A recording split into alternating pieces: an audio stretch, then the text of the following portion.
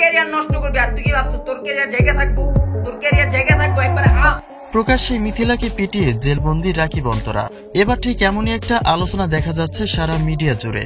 কেননা ব্যক্তিগত দ্বন্দ্বে রাস্তার মাঝখানে পুলিশের সামনে মারামারি করা নিশ্চয়ই কোনো শিক্ষিত ফ্যামিলির কাজ নয়। মন্তব্য রয়েছে তাদের এমন অপরাধের ফল ভোগ করতেই হবে, যেটা জেলবন্দি পর্যন্ত হতে পারে।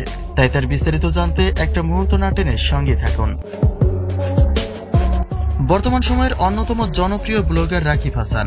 যদিও বিগত 2 বছর আগে খুব একটা পরিচিতি ছিল না তার, কিন্তু অন্তরার সাথে বিয়ে হবার পর থেকে জনপ্রিয়তার শীর্ষে রয়েছেন রাকিব হাসান, যেখানে তার ইউটিউব চ্যানেলে 14 মিলিয়ন প্লাস সাবস্ক্রাইবার রয়েছে, অর্থাৎ দেশের নাম্বার 1 ব্লগার বলতেই হয়। এখন প্রশ্ন হচ্ছে ইয়াসিন এবং মিথিলার সাথে কিসের দ্বন্দ্ব রাকিব অন্তরার, আর কেনই বা হঠাৎ রাস্তার মাঝে এমন মারামারি করলেন তারা।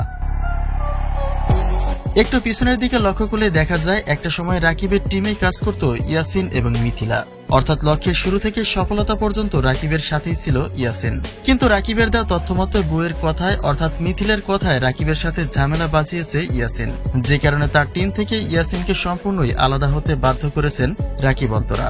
যে বিষয়টির পর থেকে রাকিব অন্তরার সাথে একটা দ্বন্দ্বের সৃষ্টি হয় ইয়াসিন মিথিলার, আর সেই বিষয়কে কেন্দ্র করে মাঝ রাস্তায় পুলিশের সামনে হাতাহাতি হয় মিথিলার সাথে রাকিব অন্তরা টিমের।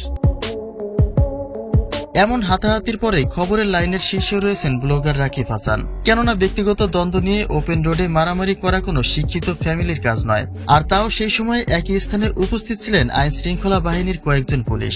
যে কারণে এমনও বলা হচ্ছে রাকিবের টিমের এমন কাণ্ডে রাকিবকে জেলের ঘানিও টানতে হতে পারে। এমনকি মিথিলার সাথে থাকা এক টিম মেম্বার এটাও বলেছেন যে ডিবি পুলিশের কাছে নারী নির্যাতনের মামলা দায়ের করবেন তিনি।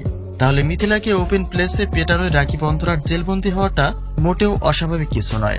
তবে রাকিব অন্তরার সাথে ইয়াসিন মিথিলার দ্বন্দ্বে আপনার কোনো মন্তব্য থাকলে তা কিন্তু নিশ্চয়ই কমেন্ট করতে ভুলবেন না।